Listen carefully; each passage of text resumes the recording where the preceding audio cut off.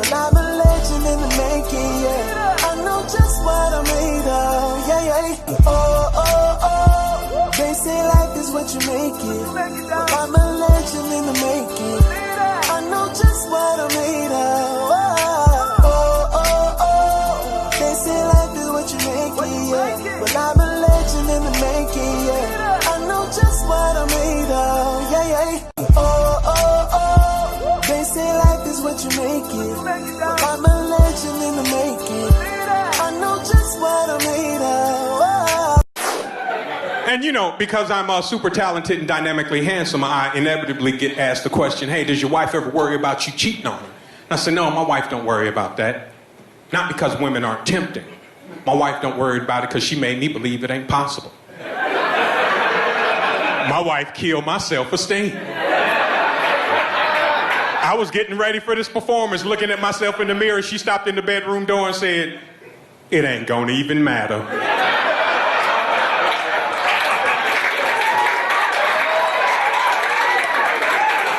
You could stand in that mirror till the sun come up. Just know that don't nobody out there want you but me. And I'm barely holding on. So just go on, throw some water on your little dry jokes and come on back when you finish with. I tried to snap back. You don't know. Women line up to talk to me after show. She said they just trying to set you up to be robbed by somebody they really like. Oh, oh, oh. They say life is what you make it, yeah. Well, I'm a legend in the making, yeah. I know just what I'm made of, yeah, yeah. Okay, so, damn, Quan. What's up? Man, I just thought about something though, man. First of all, I want to take a moment and say what's going on. I'm just saying, we in the building, we in the house. Right now, we healthy. Right now. What time is it? We healthy.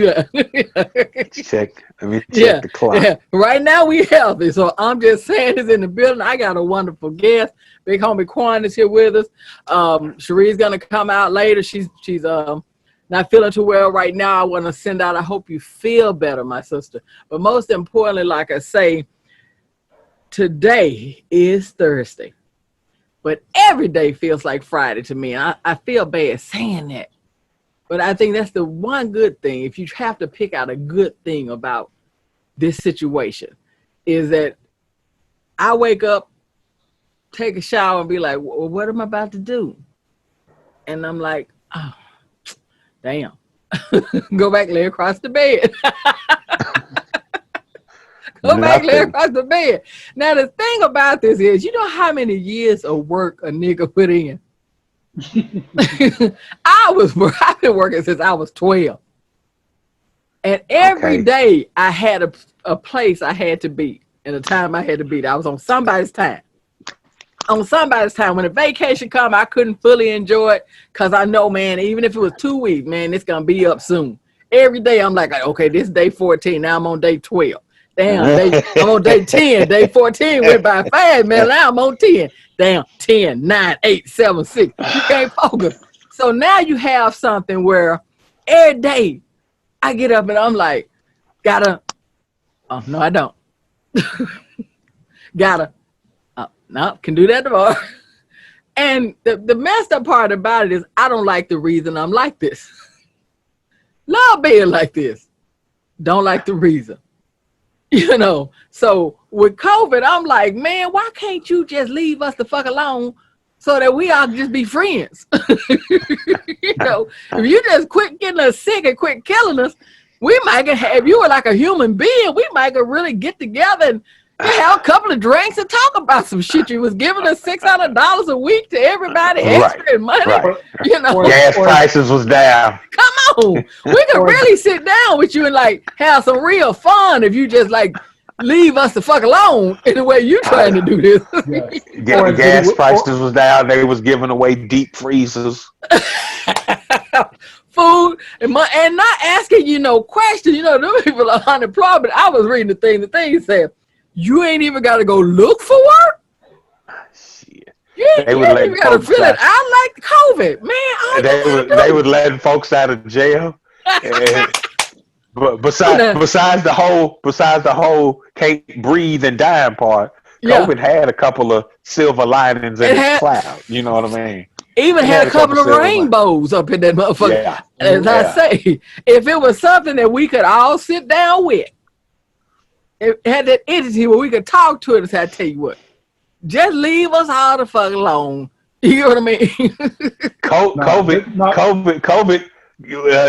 threw everybody $1,200 free. Look, man, remember that time? Remember that time I was tripping? Yeah. My bad, bro. Why don't you go and take this little $1,200?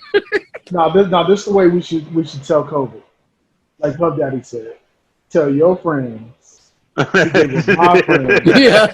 And we can all be friends. Be friends. Shit, we can do this what? Every week. Every weekend. Every weekend. So Big Kenny.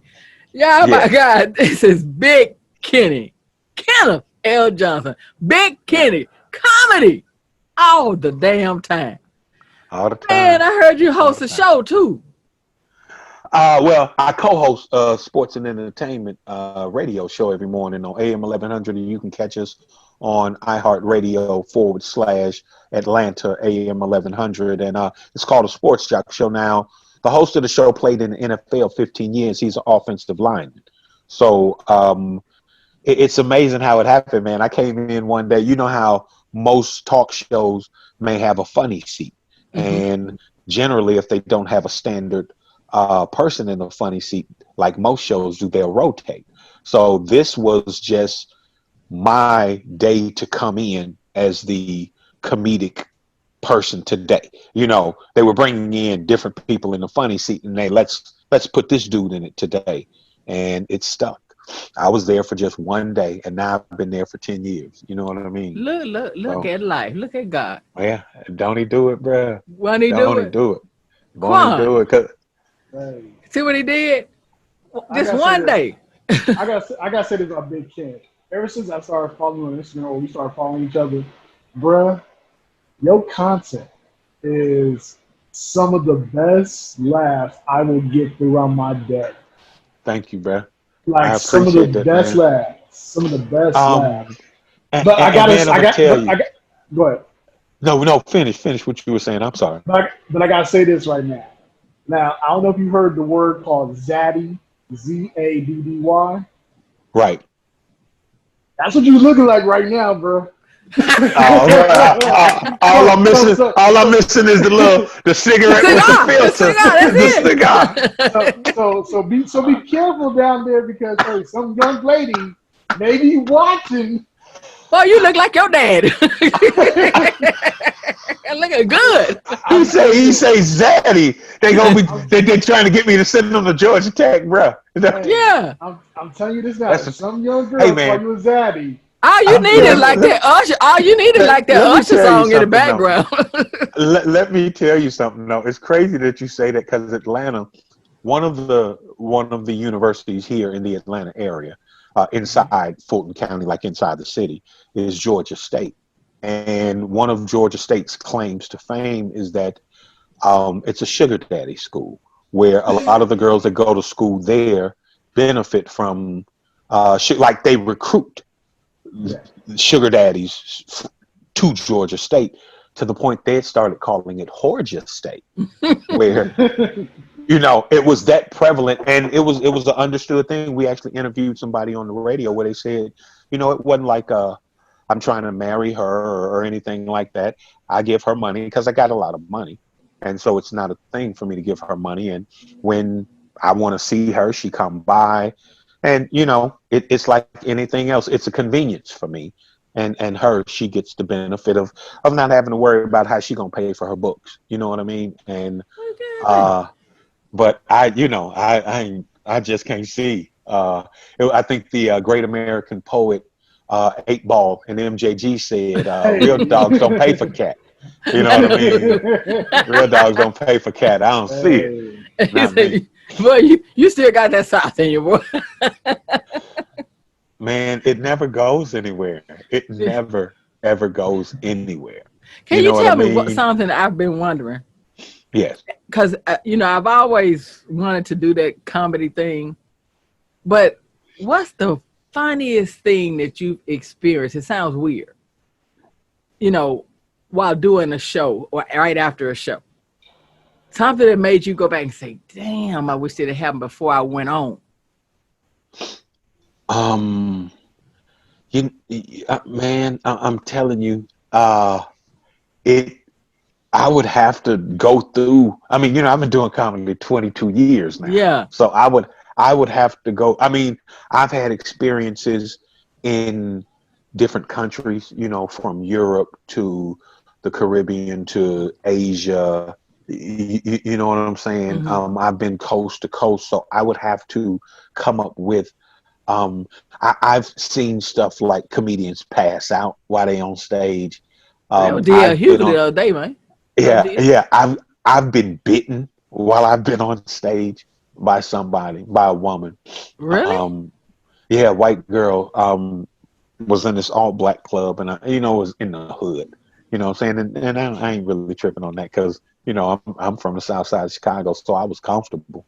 And she was super drunk, and she kept on. I think after she bit me, she molested me. She grabbed me in the crotch, and I was like, that's what it's about. And at the time, it wasn't like a little love bite. She bit me, left teeth prints in my arm, and I Oh was like, wow. hey, lady, number one, security, y'all ain't shit. Whoever works security at this club, y'all. I just want to let you know that you are a horrible security club person. And lady, I don't want to. I'm a gentleman, so I ain't gonna hit you because I know that'll change the rhythm of the whole night. But my sister here, and she'll beat the brakes off your ass. You know what I'm saying? I ain't worried. I ain't really worried about me hitting you. I got a sister here that will jump up and dust your knees off. And but it was just wild that it never stopped anything. Nobody ever was like, okay, show over because she bit him. It was just like, okay. You know what? They were probably it probably happened before, and they just didn't tell Man, you. biting That's probably probably the way was the they least did of their it. worries. That's Yeah, probably that's the what way I'm they saying. did it down there. They was just happy it wasn't a shooting. You know what I mean? They just, hey, look, bruh, at least you ain't get shot. So it's been a lot of crazy stuff, man. I've had just some of the stuff that I think is funny is traveling. I remember we went to, I think it was the Bahamas, and when they put you on the plane for the low, we got off the regular plane, then we had to get on the Bahamian island hop plane, and they started seating us on different sides of the plane based on our weight.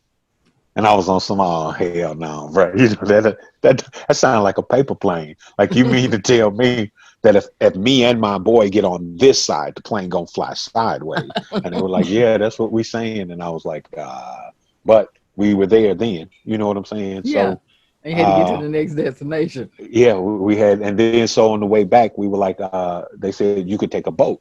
So I'm thinking boat, Carnival Cruise Line. I'm thinking something like that. No, it was a little fishing boat with about 20 people on it. And I was like, is this even legal? You know what I'm saying? this, this But looked see, like we coming the from boat Cuba. longer Yeah. than wasn't the boat longer than Yeah. the plane? Yeah. The boat and the plane were about the same size. We looked like we was trying to defect from Cuba or something. You know what I'm saying? You ever seen the people coming from Yeah. Cuba on the little boat and it's all them Yes. people on the one? That's what we look like. And just out in the ocean, bro. And I was like, you know what? This is what I asked for, basically. You know what I'm saying? I wanted to travel the world, wanted to make people laugh, and I guess this part of it, bro. So, On the I boat just with the big ocean, little bitty with the boat. big ocean. Yeah. And the Bahamian people, they weren't phased at all. They were taking naps and stuff. You know what I mean? And I bet you, I'm but you I'm were like sitting this, there weren't just you? like, yeah, just And then telling yourself that lie every time. When I get back home to America, yeah. When I ain't I'm gonna never find doing me a this again, little man. joint and just do my comedy. Just I ain't going on the road no more. And then the very next week, be in some little foreign country, bro. Just just telling jokes. So uh When did you know you had the comedy, the bug in you that you was like, man, I'm gonna be doing this shit forever. um for me, as my earliest point of reference was, you ever remember being in grade school and they have that sort of career conversation? What do you want to be when you grow up? And we were real young because a lot of the dudes in my class didn't really know the technical word for, like, one of my friends wanted to be a fire truck. You know what I'm saying? And so I'm thinking he wanted to be a fireman, but he said, I want to be a fire truck, and the other dude wanted to be a hospital. I want to be a hospital. And so you probably want to be a doctor. And when they got to me, I said, I want to be on TV making people laugh. And my teacher was kind of like, that ain't, because I grew up in the Flip Wilson, Richard Pryor, George Yeah. Carlin, when they had prime time TV shows. You know what I'm saying? And what you had said earlier, Quan, about that laughter be needed. That's how I started actually exercising my comedic muscle, is when my mother would come home from work, you know, fighting Chicago traffic and people, and, you know, just long day at work. I would make it a point to make her laugh when she got home for about 10 minutes or so. I would just try and crack her up so that she could, you know, finally unwind. And so that's where it started with me. And so when I got to when I did you know, Carol Burnett was one of her favorite shows. Yeah, So mine too. I love that. that's what I aspired to do. And the lady was like, yeah, you know, I don't think that's a real career. And okay, whatever. I hope she see me now. You know what I mean? But I kind of always knew. And I mean, I didn't pursue it at first because that ain't responsible. You know what I mean? Yeah. When you're a grown man and you talking about, I want to tell jokes for a career. Plus, you know, you done been to college and your folks are expecting you to do something way different. You know what I mean? Like, Yeah. get a job. We would really like for you to get a job and be able to support yourself. And, you know, I did that for a while. I was in the restaurant business, but it just was always in the back of my mind. And people would always go, man, I go to comedy shows all the time, bro, and you funnier than them dudes, man. I was watching Def Jam last night, man. You funnier than them dudes, bro. You ought to do it. And if one person tell you something, take it with a grain of salt. But if 10, 12 people telling you the same thing, you know, take a crack at it. And I figured, for me, people talk about being accomplished in life. And for me, being successful for me in life would mean getting to the end of that life and not having any regrets, or not wondering how something would have turned out because I was afraid to attempt it. You see what I'm saying? I feel you. If comedy didn't work out, I was going to know 100% that comedy wasn't for me, because it was going to be a situation where the audience was going to go, bruh, look, it's not happening for you. Why don't you go back to the restaurant business? You know what I'm saying? You're not making me laugh. Right. You're not making us laugh. We don't like you. And you know, at least I would know. It wouldn't be, man, I bet you I'm funny. It would be, no, I tried being funny and they told me I wasn't. So I stopped. And that was just it for me. I had to try. And look my at first, yeah, my first open mic, they gave you 5 minutes. I was at Atlanta's original Uptown Comedy Corner. They still in business today. And I think I lasted 2 minutes before I got booed off the stage. And no, it was 3 minutes. And somebody was like, man, you got it up there and got booed. I said, bruh, that's the same stage that all the pros stand on. That was my first time getting up there. They only gave me 5 minutes and I lasted 3. I'm on to something, you know, in my mind. Yeah. I'm on to something because I hadn't written anything. I was just up there trying to show my personality and be the funny guy that I had always been. But I realized, you know, when I make people laugh around the lunchroom table or in the break room or at the family reunion, y'all know what I'm talking about. When we laugh about the time, you know, your mama made Lloyd go get that branch off the tree to give him a whooping. And I ain't talking about no little switch. I'm talking about a whole, I think the tree half died on that side after they pulled that branch off. It was a big, huge branch, bro. Now, when I talk about that, she can laugh about that because she remembers the look on his face when she came back, because he went and got a tiny switch and upset her because she said, you know, you're going to get a whooping, go get me a switch. He came And when back you with a make them tiny have switch. to go get it. Oh man, she was like, you think I'm playing? And so she came back with the branch. He had this look on his face, and we can laugh about that because we were both there. But in comedy, chances are you weren't there when it happened. So I got to be able to paint the picture for you to make you feel like you were. You know what I mean? So that's just what it was. We come from a funny family, so it wasn't nothing to me to craft a story because I had been sitting around listening to them. You know how it was Yeah. after we done ate some fish Had some and, good and spaghetti because that's what it's they good did on spaghetti, Friday. fish is spaghetti. Let me tell you something. Do you know that here in the South, there are some people that will tell you that fish and spaghetti don't go together. And when they tell me that, I you know what? I I be always like, think they devil worshippers. I'll be like, y'all must worship the devil. Y'all, it's like I'm a it's little just like confused. telling it's like telling me Jesus don't go with God.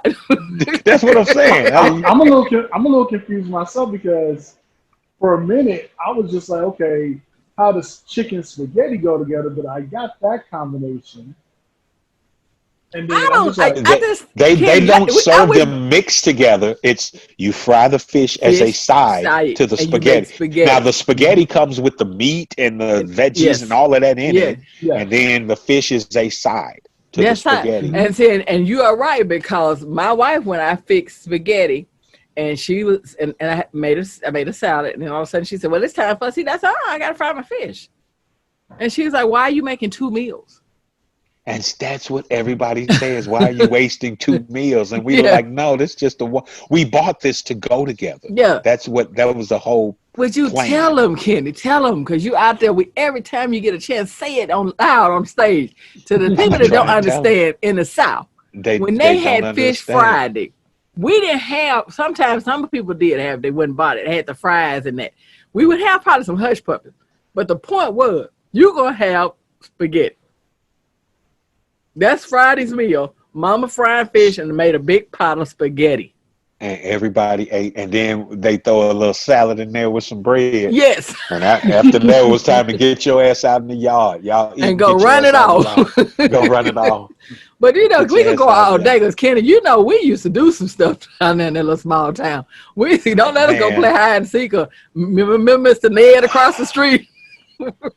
man, we used to be all back up in the woods. And, I mean, finding abandoned houses and We stuff. were popping firecrackers in people. Women, we on the 4th of July, a holiday, we put firecrackers in people's clothes. Some of the women come up and their drawers got holes in them.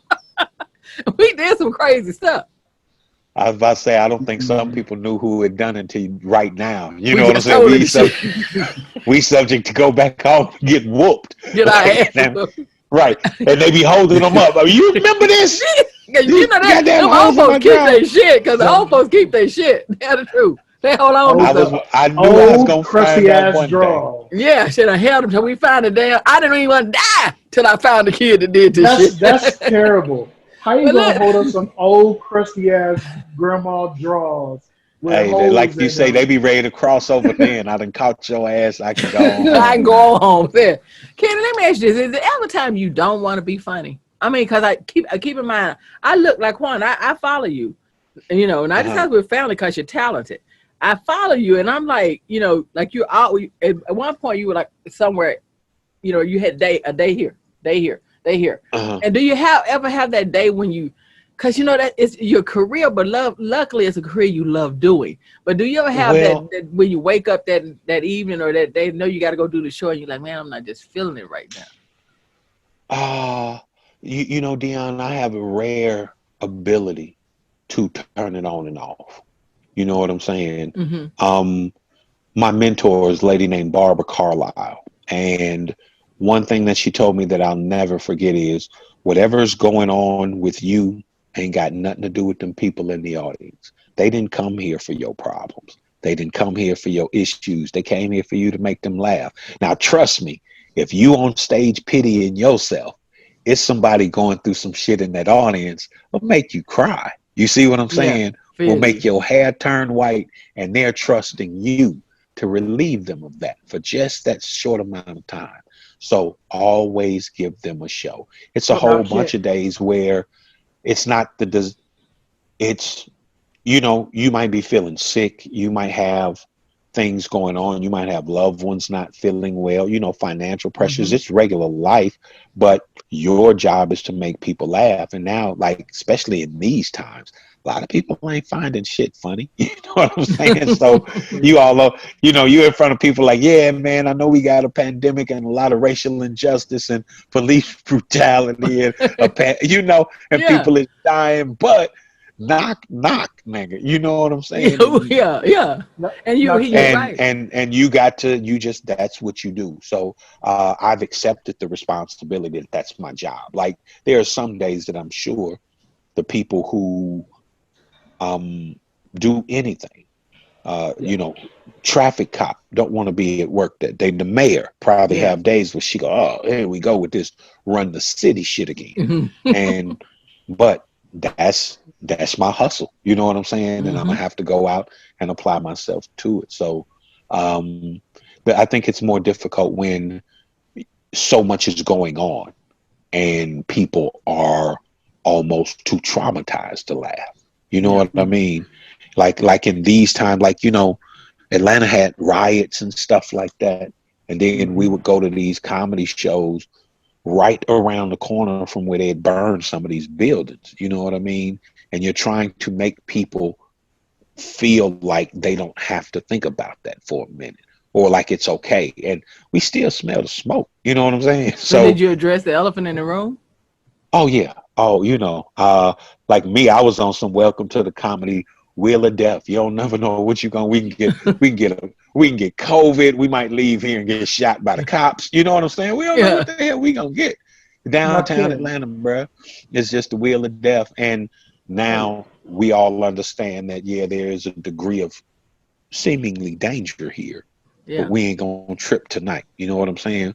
We decided to come, so let's let our hair down and enjoy ourselves. So, um, I think people too are really looking forward to trying to get away from the serious stuff now, because news benefits from showing you that all day. Of course, That's where and the I agree ratings with come you. from. That's why I said this. Yeah, How that's Quan has a good question for you. I can tell he has a question. I'm gonna let Quan do his question. But you are so right, because tonight we were gonna be addressing COVID and right, everything, and I think that the powers that be, the energy said not so.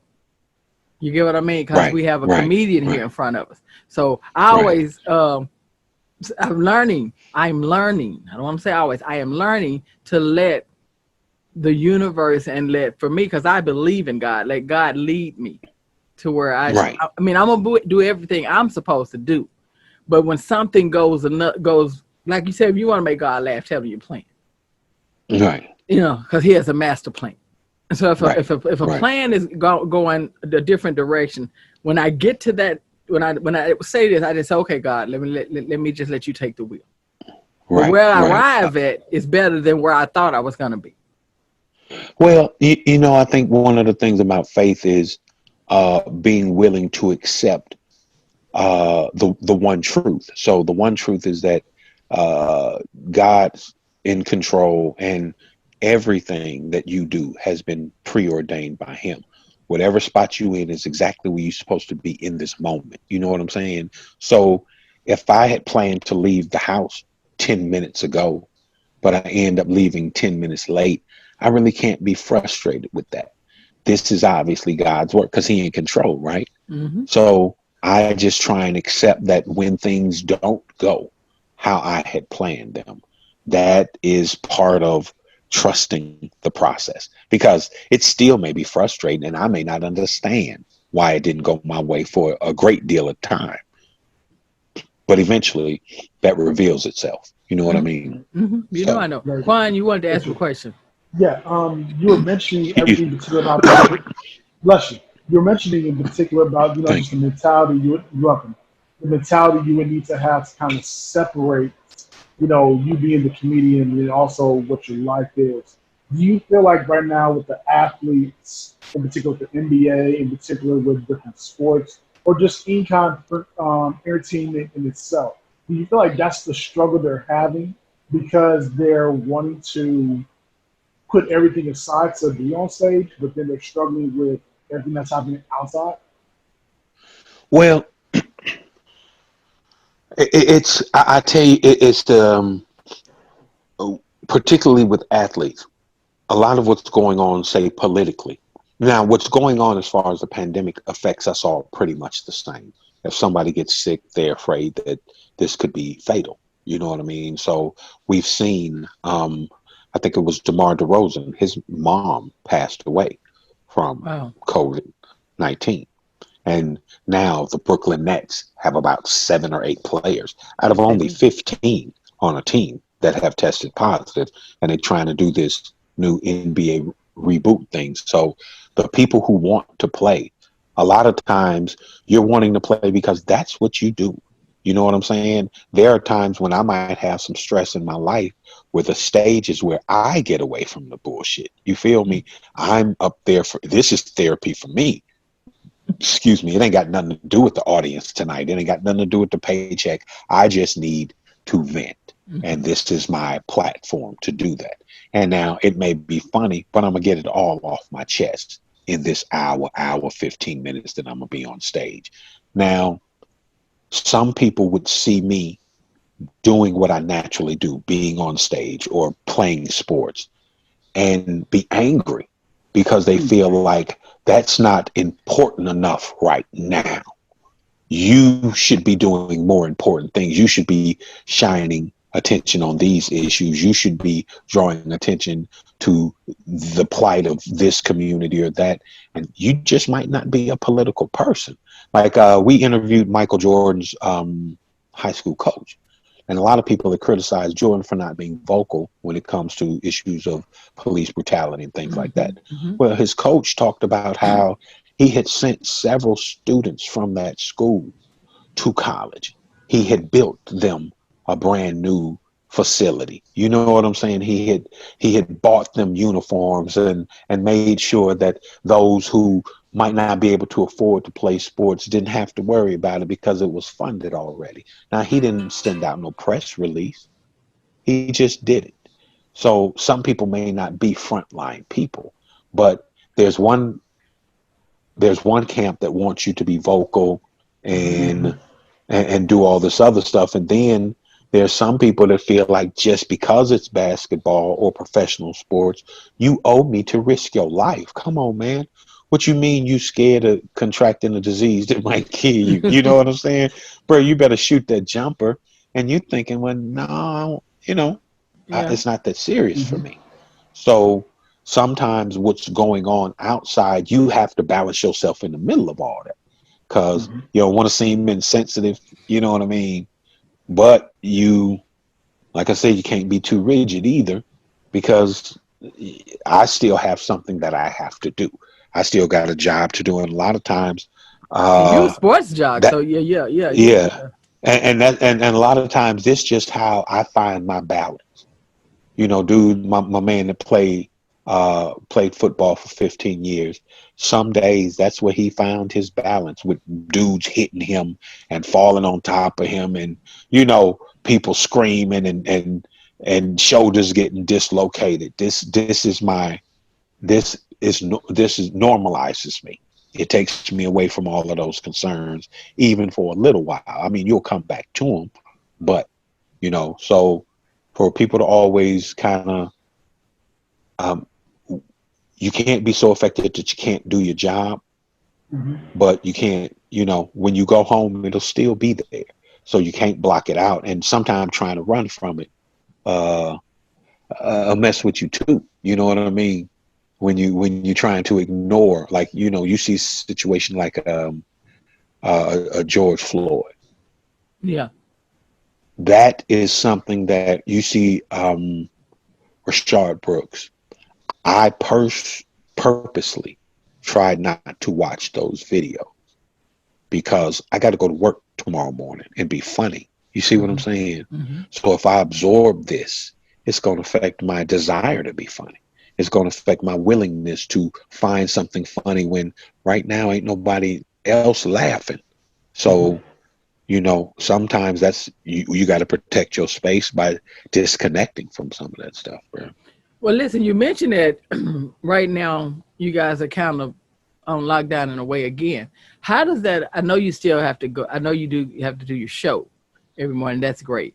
Now, Right. How is it going to affect the comedy again? Because like I said, some of you guys have got back out. Then you have your brother, D.L. Hughley, brother in comedy, who passed out on stage and who tested positive.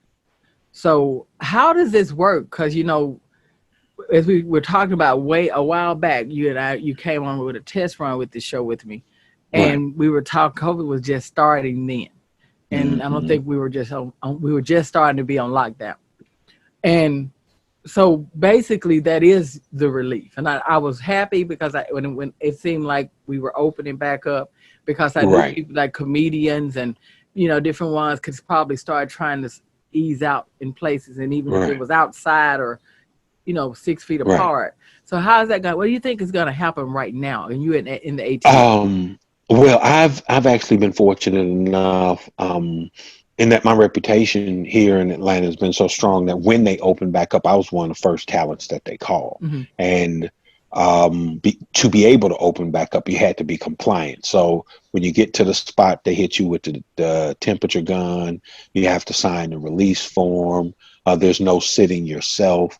There's the 6 feet of distance between people, that every other table is empty so that, people aren't shoulder to shoulder. And so the venue is doing what they can to make sure that their patrons are safe.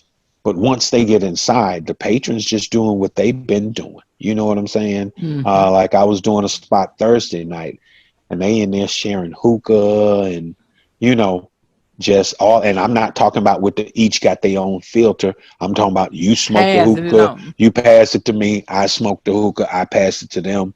And they were just, nobody had mask on. No one seemed to be concerned about the social distancing factors. Now, the club was compliant. They did everything they had to do to let you in. Once you get in, they just kind of start making up their own rules. So it's like me. I now take hand sanitizer everywhere, but I also take my own mic covers. So when I go up to perform, I spray the microphone, and then I use my own microphone cover. And when I'm done, I pull it off, and I have about 4 or 5. So I rotate, because like in some weekends, I might do 2 shows a night. So I'm trying to have about 72 hours before I have to use this microphone cover again. And that's kind of how I'm trying to protect myself. A lot of that, they're figuring out as they go along. My wife is a teacher, and they were supposed to go back on one day. Then today they decided they're going back on another day with the kids. And, a lot of it is a day by day trying to see how it's going. But with comedy, like I said,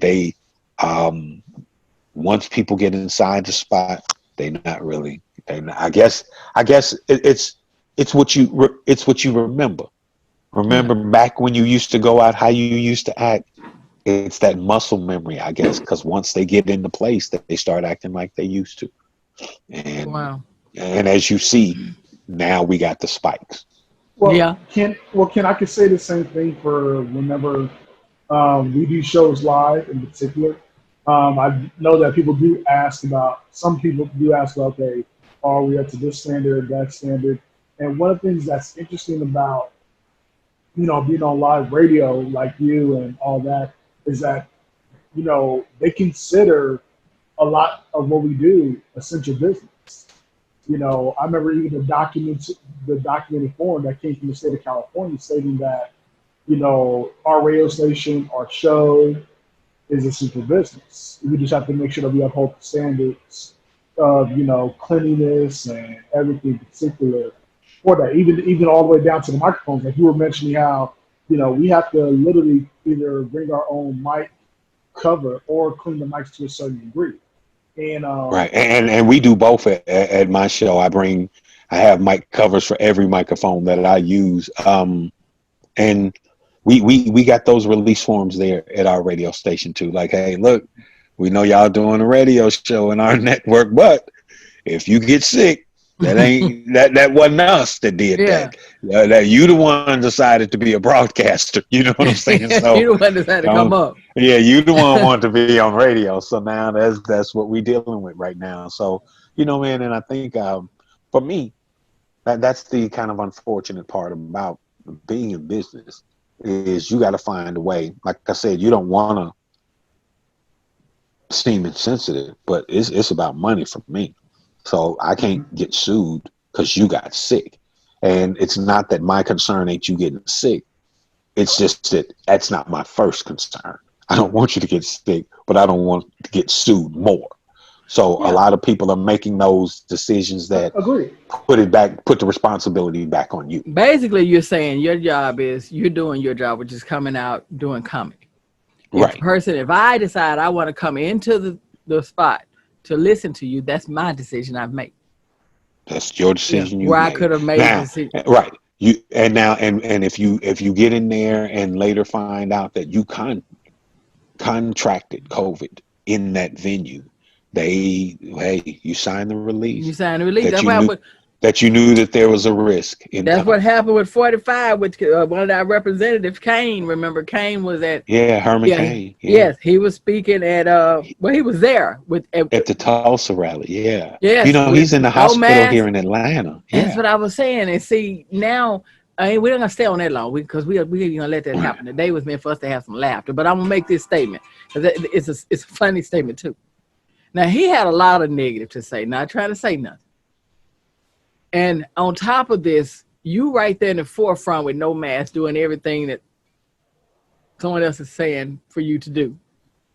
And the other someones are all at home okay. And your ass in the hospital. Now, my prayer is that you be okay and that you be fine. I do not want this pandemic to take you out. But I do hope when you come out healthy, your mind is reinstated. Do you understand what I'm saying? Well, and I think right now for me when it comes to the whole mask thing, especially here in Georgia, we a state of masks and mask knots. So the people that don't want to wear masks have gotten aggressive about their desire to not wear a mask. They've gotten aggressive. They got aggressive to the point where they will confront you about why do you have one on? Man, you just letting people scare you. This stuff ain't no real. You just don't let them get inside your head. People are sheep. Or you got the people who wear the mask and you get outside your car. You hadn't even had a chance to put yours on yet. And somebody already in your face on some, you ought to be wearing a mask because, and it's just really, really getting out of hand now. But we were asked today on the show, should it be a law or should it be mandated? And I was thinking about things like the speed limit and seat belts. Remember, they weren't always right. They weren't always federally mandated. Some states had different laws, but now it's the standard federally all across the country. And why were the seat belts and the speed limit mandated? To prevent what? Well, as safe to prevent death, to increase people's safety. That's why they did it. So because of the risk to the public, and that's the same thing about the mask. Is there's a risk to the public, so why not just? But unfortunately, a lot of this is happening in political time. Yes, where people trying to rally their base. Trump will start bleeding out the eyes before he say that things ain't going right. He said the name, Quan. Now I got to do the hand. I'll say this. Y'all smart release ones. Y'all smart release ones, right? Yeah. So Ken, I know you stay in Atlanta and Georgia. I know, I know a few people like this. So I was thinking in my head, like, okay, so if they sign a release form just to go to the club, are they signing release forms just to see their favorite stripper? See, he keep talking. All he be asking about this damn strip club. He got my hands up to. Hey man, listen. Let me tell you something. Atlanta and strip clubs is like Atlanta and Waffle House. It's just a part of the culture. There are young women in school who see the strip club as a legitimate career path. It's something they discuss. Well, I'm gonna go to Spelman and I'm gonna work my way through college, working at Magic. You know what I mean? Because they didn't seen it happen before. But it's the same thing. The strippers got to get their temperature taken. The patrons so they didn't shut it down because here didn't they shut down the strip clubs and everything, right? I'm gonna keep it real. They shut down certain clubs, but that still don't stop private parties. It don't. Okay, he kept it real. It don't. And now that's one. And now, because of certain government ordinances here in the Atlanta area, you can deem your club a private only venue. You know what I'm saying? And just lock the doors and do what you want to do. And then when it's over, everybody just go home. Ease on out and go home. Right, right. Like it's almost like a country club. Now these people are all members here, so that's why they came.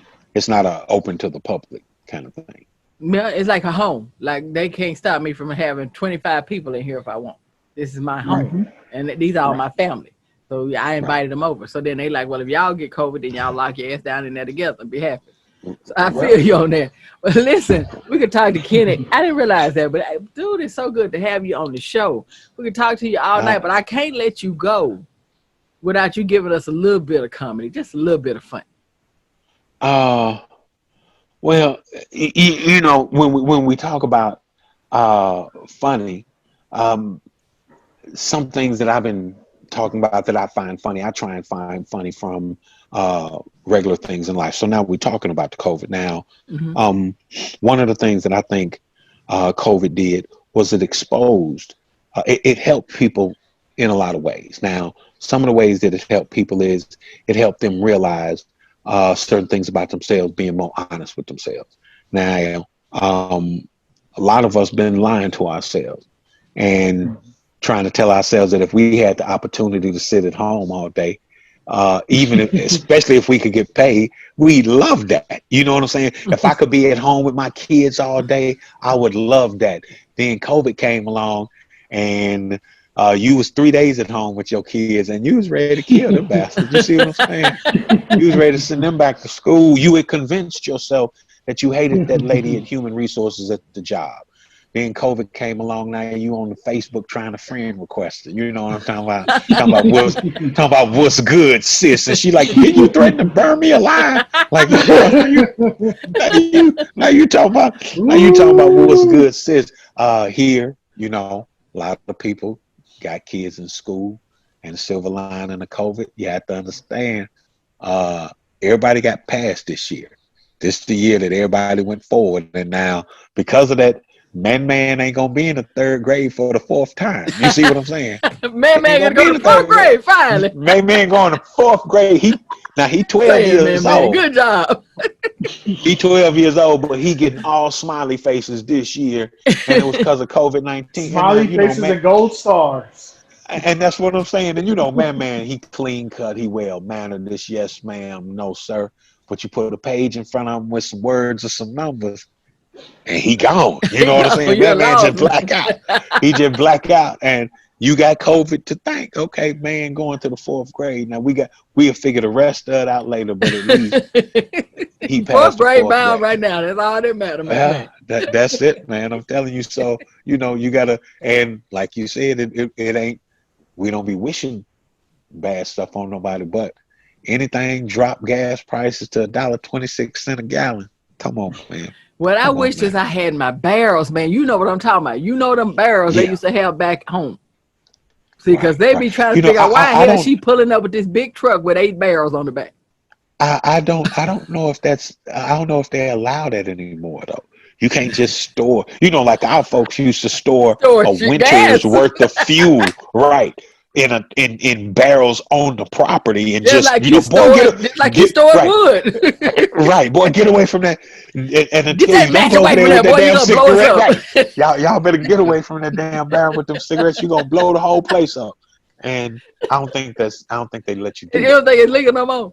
Yeah, probably because a bunch of folks that got blowed up trying to smoke to the barrel. So. But somewhere down in Kentucky or somewhere or someone's side chick probably blew them up. Because wouldn't that be you tell Mabel I said this. You know what I'm saying? There it is. Guys, that's what I'm talking about. Why don't you get that bitch to put you out? No, look, why don't you tell that bitch I said this? Right. Ooh, now let her pat you down. Let her pat you out. Why don't you stop, drop, and roll to that bitch house? See, this is what I'm talking about when I say God have another plan. Because I really did need this laugh. I promise you guys, I hope everybody needed this laugh as much as I really hope that you understand. We were going to go in a whole different direction. I really was. Because I looked on TV, and that's probably the problem.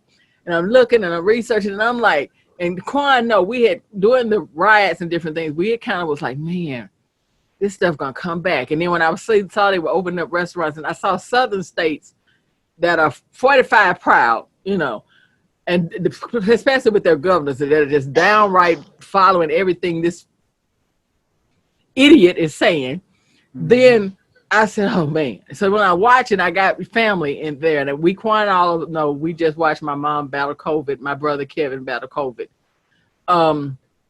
which was very serious for me and very hard to go to deal with. And then I'm thinking, okay, everything is kind of going in a positive. And then you look at all of this happening now, and I'm like, I just wanted to get on and say, people, take a minute. And America, you know, because now other countries want to ban us. And if we can't fly out of the country, ain't nobody thinking, I don't want to be locked in this country with 45. Yeah. Europe got us on some who all over there. You know what I'm saying? Yeah. And once the rest do that, and I'm worried he gonna let Putin fly in a private plane, and then we got stuck with Trump and Putin. We can't get out. But the point about that is just something they say, think, damn it. But if you don't want to make wear your mask, something to think about. Right. It's just a mask. All I want is for us to be able to get out and do things and do them the way we you know, it's never gonna be the way it used to, but get back to some normality. The main thing is I don't want to lose any more people. You know, one life is one life too many. Yeah, here they've been trying to get people to, like you said, they're this MAGA country. You know what I'm saying? So they see, they see not wearing masks as a political statement. And one of the ways that the governor is trying to get people now to put masks on is saying that if we don't wear our masks, it's going to complicate college football coming back. Now that's how big college football is here. We'll go to the state capitol with a rifle about wearing a mask because the governor said so. But when they say, hey, if we don't wear the mask, we can't have college football, everybody be like, I'm going to wear the mask. I'm going to wear the mask. Like, and I'm going to ask y'all, both of y'all, you guys, do y'all think that the NBA is going to start on time? Well, they just put the date out July 30th. Yeah, so do y'all think it's going to go down because you got players testing? What y'all think? It's going down. They already got the contract. They already got the contract set. It's July 30th. They already got eight games. Well, it's gonna be a lot of brothers happy, boy. They gotta be at home. Well, I don't understand how they're gonna do it because a couple of things go against the science they've been telling us. So if you test positive, you and everybody you come into contact with is supposed to quarantine for 14 days. Without a doubt. Now the NBA saying if you test positive while playing in the rebooted NBA season, we just send you home. Rest of your teammates get to stay till they start showing symptoms. That's kind of dangerous. Well, I mean, like now the Brooklyn Nets, like I said, 6 of their 15 players got it. Who they even gonna put on the court? Not being funny, but you're right. Here's the thing. I don't think they got invited to Orlando. Let's keep it real. Yeah, I'm saying, some teams didn't get invited, but what if that happens to a team that does? Like one LeBron playing for. Right. Lakers. When LeBron then play, if 5 of their 15 players, you know, now you got to understand, out of these 15, minimum, 10 of them play the same position. You know what I'm saying? You got a couple of guards because each player got a backup, and so. You know, if our starting 5 go out, all we got is our backups left. And if one of them go out, how do we even put a whole team on the court? And they also gonna put Black Lives Matter on the court. Did y'all hear that? Yep. What? Really? Yeah, they're gonna put Black Lives Matter on the court, which I'd much rather changes in laws and legislation. You know what I mean? But I guess it's a start. Man, I guess it's but I mean, man, if we go back a few years, Black Lives Matter was catching so much hell. You know what I mean? Just for just the name. you know. Yeah. And now you got Macy's with a commercial. You know what I Well, mean? and now it's funny because here also here in Georgia, you'll see uh stores that have never reached out to black patronage have signs in front of the store says Black Lives Matter, we're listening. Come on in, buy this dress. Buy this dress. And that's what I'm saying. You cool with us now. You know what I'm saying? Yeah. And it all seems to be in a way to maintain That can you not blame them for their almost not necessarily just desperateness, but almost the idea of they're afraid of the black dollar not only leaving, but also the black dollar now becoming black owned. But that both. But the thing about it that's funny to me is I've been saying for years when Trump won, I said everybody start spending your money, especially black people. Don't spend a dime. Brown, black, all y'all leave your money. Nobody wants to say anything. They don't want to do nothing. And I kept telling people nickels and dimes changed the course of history during the civil rights. It wasn't dollars and fives. It was nickels and dimes. Yeah, the cost of that Montgomery bus ride. Yes, and we had enough diligence and strength in us to walk till our feet were blistered, to drive till we about to fall asleep at the wheel, to get everybody where they needed to be, and other things in the motion with it too. But now again, we need a plan and we need a law. I'm gonna say this because you're a comedian. Dick Gregory, they had an interview with him. I loved Dick Gregory when he was young, but Dick Gregory was at his best probably about 3-4 years before he left here. Because you know, you get older, y'all can stand for this and have parents and stuff, right, and grandparents. But when they get older, and as we get older, we don't take no shit too much no more. No. And then we call it like we see it. Remember Mama Clee, remember your grandma Christine. You get what I'm saying? When they get to that point, so Dick Greg was talking to a guy, I'm gonna sum it up real quick. He was telling the guy was talking about this. And he was saying, it was about police brutality and how they're doing the black man and and everything that was going on. And he wondered why Dick Gregory wasn't so angry with the white prosecutor, which was in a town at the time in Kentucky, where I think 3 or 4 black men had been killed by this white guy. Dick always would put his lipstick on, you know, you do that, drink his water. Right. And he told him, he said, and this is Dick, nigga, don't try to tell me nothing. I was here before you. Move. I knew this shit before you was even here. I was marching. He said, but what I'm trying to tell you is that don't make that man horrible. He said, the problem is that man, and this is how I feel about Joe Biden, when everybody want to try to say, well, Joe Biden did the bill, or Joe Biden did this, or this did this, and that one did this. First of all, I worked around a lot of people. We come from the South. We've seen a lot. We've seen some good white people. We've seen some bad. They all people. Supremacists, but the point is, Dick was trying to say, that man is the prosecutor. That prosecutor got 4 kids, 2 daughters in college, 1 about to go to college, a car note, house note, and them ignorant ass white people on the corner. It's time for him to be reelected. Now, even if he mad as hell and want to prosecute this man, he could want him under the jail for what he did.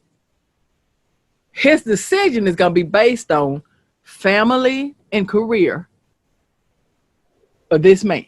You get what I'm saying? And he goes self-preservation. So what he said was, here's what you need to do when you want to stop these police. And nobody thought about it. And Dick Gregory said it, and I'm going to say it again. I hope I'm going to keep saying it until they hear it.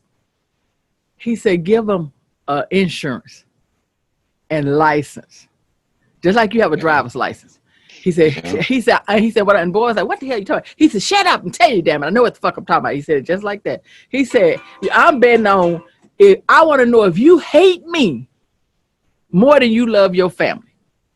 He said, man, you got to give them something. Sometimes you got to give up something to get something. You could talk all day long. Ain't none shit gonna happen. He told him just like that. He said, now what you won't do? Also, every police officer, give them free college for their kids. Here how it happened. This man get in trouble. He do something wrong. And they just snap. You know how they keep hiring them somewhere else? Right. Well, you got to have a license to be this officer now.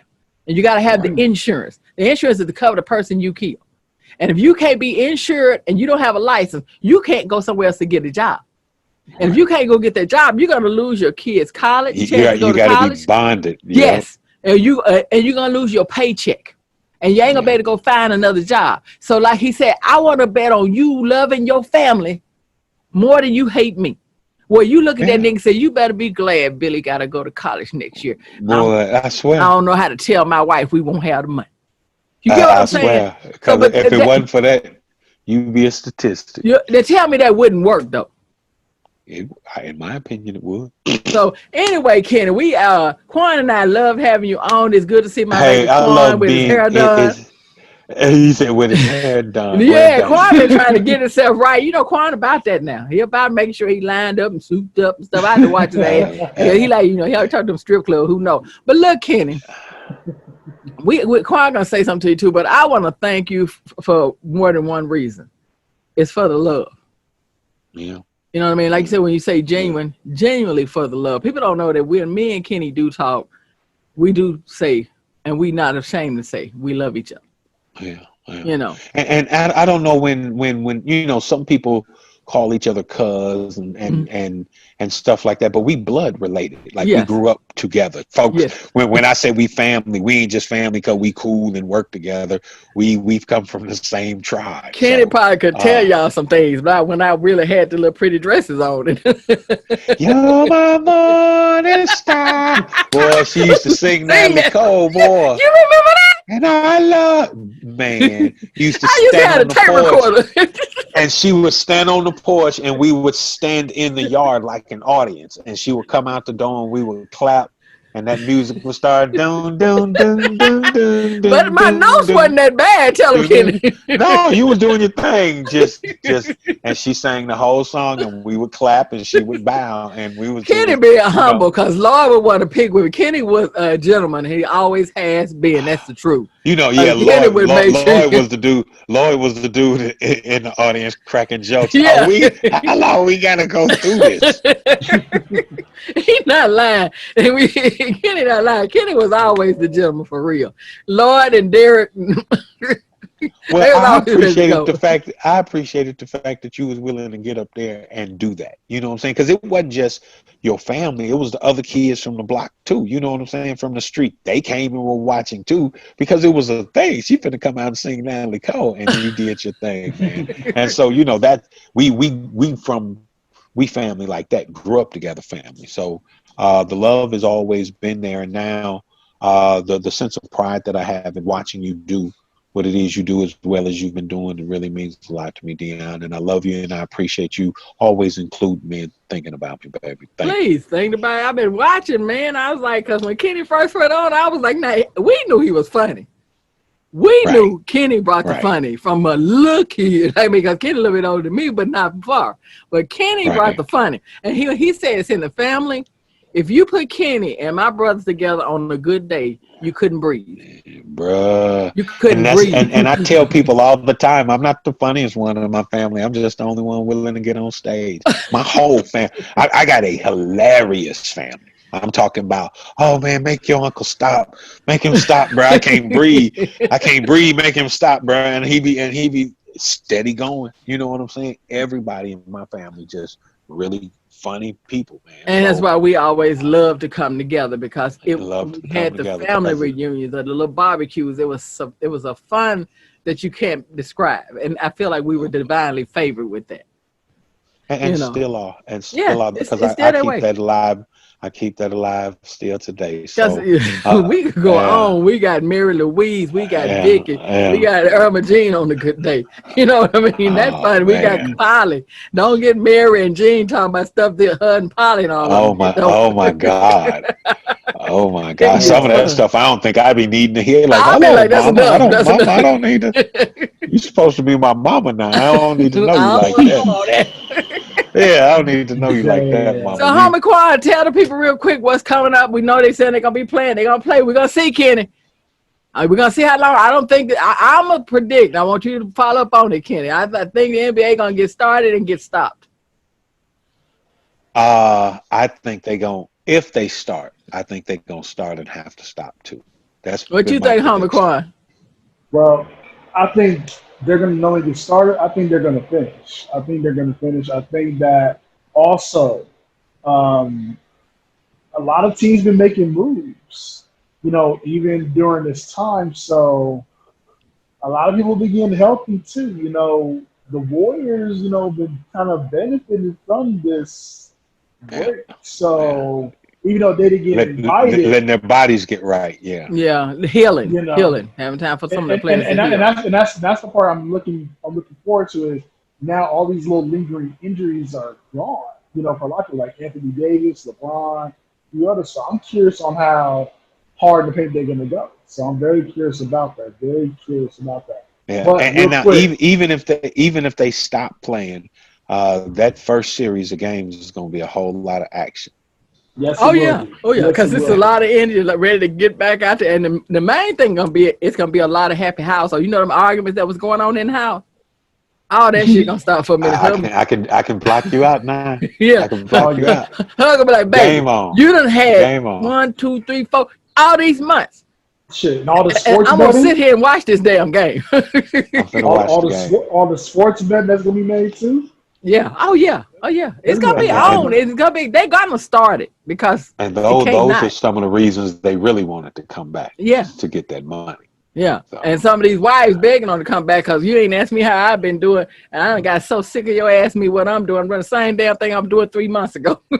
I swear to God, Yeah. get out my face.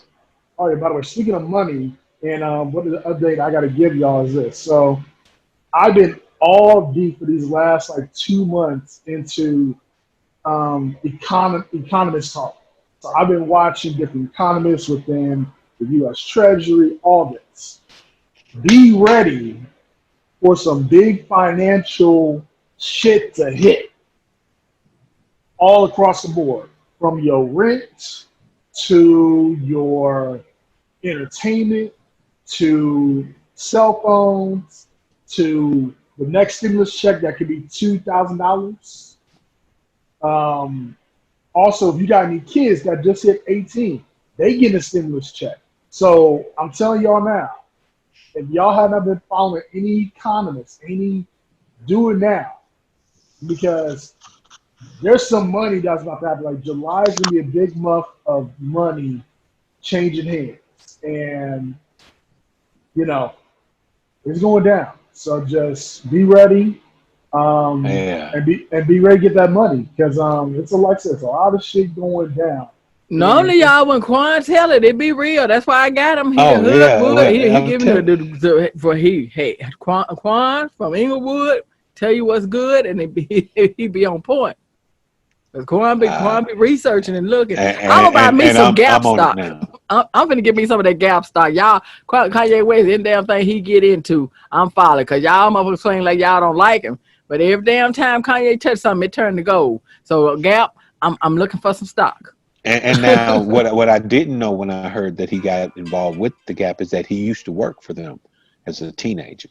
So he knows the brand. He knows where improvements could and should be made. You know what I'm saying? And then the Gap has always had the kind of clothes that people like, but they never really had no urban outreach marketing plan. You know what I'm saying? All they gotta say now is Kanye involved, and that's all they need, bro. And then also too, all the brands under the Gap. You talking about Old Navy, Urban Outfitters, the Gap, all these brands. I didn't even think about that. About that. I heard the stocks for sale. I'm telling y'all, I'm giving a little piece. So y'all better grab it. Even if it ain't but a share or two. Yeah, I'm gonna have to get me some. Get on there. So guys, we've had a great time. I know the people are gonna enjoy it because we had Big Kenny. We had Kenny from the ATL. And then he came. You know what? Bishop Don Juan gonna be mad at your ass. Church. Yeah. You came down like you already got that billion, man. You came down like you slid in, man. My boy the old BET before he sold it. I'm telling you, man, it ain't hard to feel good when everything around you seems like it's trying to go bad. You know what I mean? I just feel blessed and favored. You know what I mean? Yeah. That in all of this, it ain't gotten as bad as it has been for a lot of people, and as bad as it could be for me. You know what I mean? Yes. We could be suffering a lot of what the rest of the world is suffering, and haven't been. So I'm just, for that's $1 million feeling right there. All right, we're gonna back out. We're gonna back All out right, strong. I love y'all. I love you, my cousin. I love you, big homie Quan. We're gonna back out. Always I'm gonna keep pushing this girl, Just Live. She's from out of the Leimert Park area, born and raised. We're gonna let her play it because I like the song called Can I Live? And I think that's all we want to do, guys. COVID, can we live? Can we talk? We can work this out. Guys, right. Maybe we can talk it over like a bad relationship. Maybe we can talk it over, yeah. right. All right, guys. Ken. Yeah. All right, Don Juan gonna be looking for you when you hit Cali. When the shit get bad, you gotta come to LA. Well, players always get together when they in town. So let's tell them, don't hate the player, don't hate the game. I told you, Mama, that he is zaddy. Like I said, he is zaddy. Talk about that tomorrow on your show. I'm telling you. Hey, homie, when you get in town or when we get to each other, I'm already have your shirt ready for you, Ken. All right, zaddy. Man, I love you. Love you more. All right, y'all have a good day. Guys, we out. I'm just saying the love been shown. You guys have a blessed night. It's gonna be all right. I promise it's gonna be all right. You guys have a great one. We out now. You can hear that 76 deuce on the quarter. Hit the horn. Whoa, whoa, hit that horn. My granddaddy would pull up in the front yard, running over the mailbox. Boom, BB King 8-track playing. The thrill is gone. My grandmama come out in a robe. Joe! Cut out all that racket. It's 3 in the morning. Don't nobody want to hear that mess. My granddaddy would, woman, you better talk that trash from the kitchen. Because I've been drinking whiskey all night and I ain't finna listen to you bump your gums on no empty stomach. Kick open the front door. Boom, where them kids at? They sleep. Wake them up. What you want them to do? I don't want them to do nothing. If I got to feed them, I'm going to look at their ass while I eat. You know you make me sick with that. Sometimes I got another family across town. I don't need all this stress.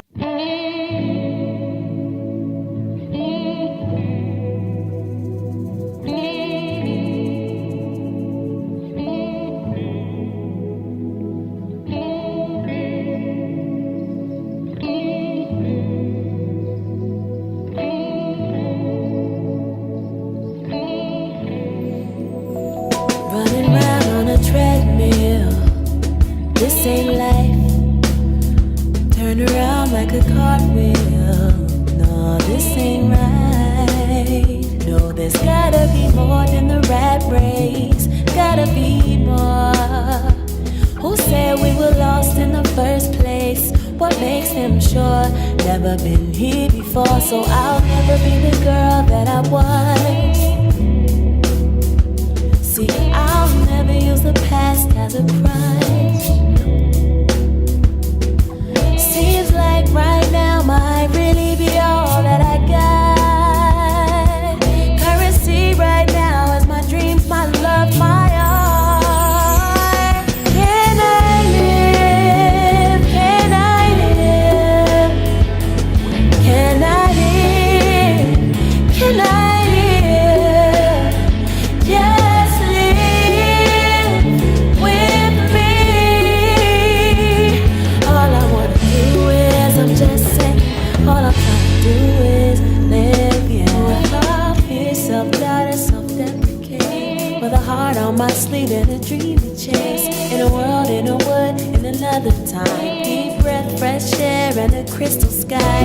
And a faithful guy on an open mic. Or with the spotlight on and the bass up bright. Is it too much to ask for in this lifetime? Oh, I believe there's more than these city walls. I got wings so I hardly fly. Say the birds I built so beautiful, but you won't get there until you take flight. Can I live? Can I live? Can I live? Can I live?